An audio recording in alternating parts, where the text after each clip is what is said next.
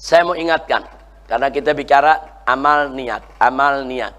Saya pernah bahas di sini untuk para santri, jangan lupa ada 4 rumus amal dan niat. Pertama, amal baik ditambah niat baik sama dengan baik. Ya, bikin aja kayak rumus matematika. Niat baik ditambah amal baik sama dengan baik.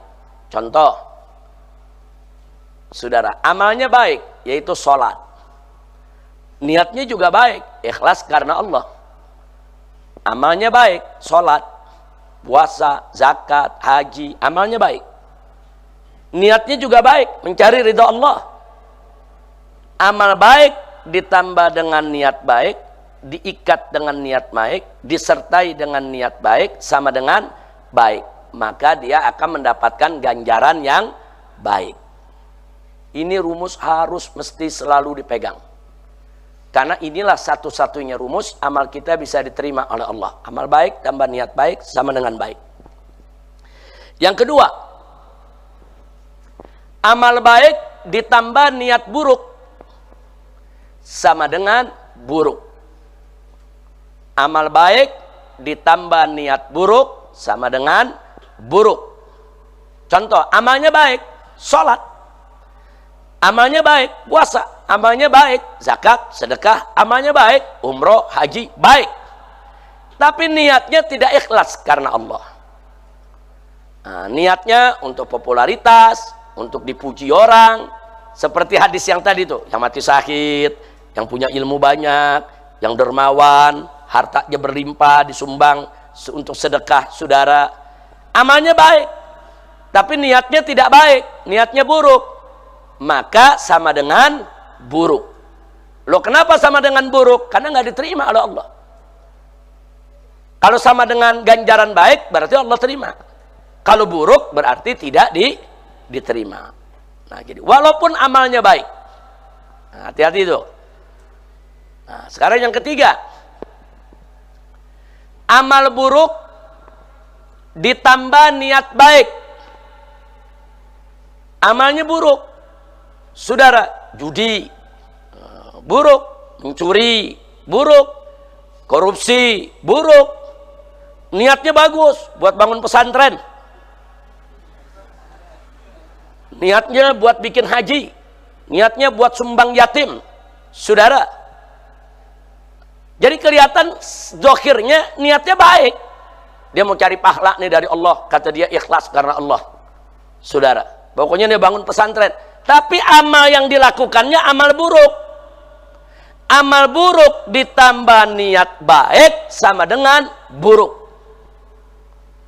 Tetap nggak diterima, saudara. Jadi jangan ada orang bermaksiat ditegur. Apa dia bilang? Yang penting kan niatnya baik. Ada gak yang suka ngomong begitu? Yang penting kan niatnya baik. Nggak bisa, saudara. Nggak bisa. Kalau amalnya sudah jelek, nggak cerita niat. Dalam hal apapun, saudara. Baik itu dalam hal urusan ibadat, muamalat, bahkan dalam politik sekalipun. Nah, ini di politik ini paling sering nih dijadikan alasan. Ya nggak apa-apa, ini kan cuma strategi. Yang penting kan niatnya baik. Kan nggak apa-apa, kita cuma pura-pura jahat aja. Yang penting kan niatnya baik buat rakyat. Nggak bisa, amal buruk nggak bisa menjadi baik dengan niat baik. Amal buruk tetap menjadi buruk apapun niatnya, ya kawan. Nah, makanya dalam Islam, saudara, baik dalam kita berpolitik atau kita bermuamalat, saudara, nggak boleh tabrirul wasilah atau tabrirul wasail. Nggak boleh kita menghalalkan segala cara. Kira-kira jelas tidak?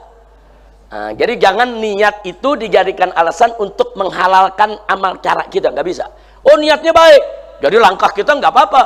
Kita mau jahat, mau ini, mau itu. Nggak bisa, saudara.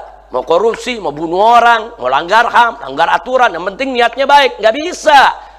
Amal buruk, saudara, walaupun niatnya baik, hasilnya buruk. Kira-kira jelas tidak? Yang terakhir, yang keempat. Ada 4 tadi saya katakan. Amal buruk ditambah niat buruk. Nah, ini dia nih. Amalnya buruk, saudara mencuri, korupsi. Niatnya juga buruk. Hasil curian korupsinya nanti buat berzina. Hasil korupsi dan korupsinya nanti buat berjudi. Udah amalnya buruk ditambah niat buruk, sama dengan bejat. Nah, tuh kalau gitu bukan buruk lagi, udah bejat itu. Kira-kira jelas gak? Nah, jadi dari 4 rumus saya mau tanya, mana yang Allah terima? Yang nomor berapa? 1. Makanya tadi saya katakan, saudara, kalau bicara amal dan niat, cuman 1 kaidah yang Allah terima. Amal baik tambah niat baik sama dengan baik. Selesai, itu kaidahnya yang diterima. Sedangkan yang lain, saudara, itu kaidah mardudah, ditolak. Nah, jadi tolong sekali lagi, rumus tersebut kita hafal, kita hayati, kita pahami, dan kita amalkan, saudara. Jadi berusahalah selalu untuk beramal baik dengan niat yang baik. Jangan sekali-kali beramal buruk dengan pura-pura niat baik, nggak bisa. Amalnya buruk, terus alasannya ini kan niatnya baik, ini niatnya bagus. Nggak bisa. Niat baik nggak bisa untuk menghalalkan yang haram, ya ikhwan. Nah, kira-kira jelas tidak? Paham? Alhamdulillahirabbil alamin.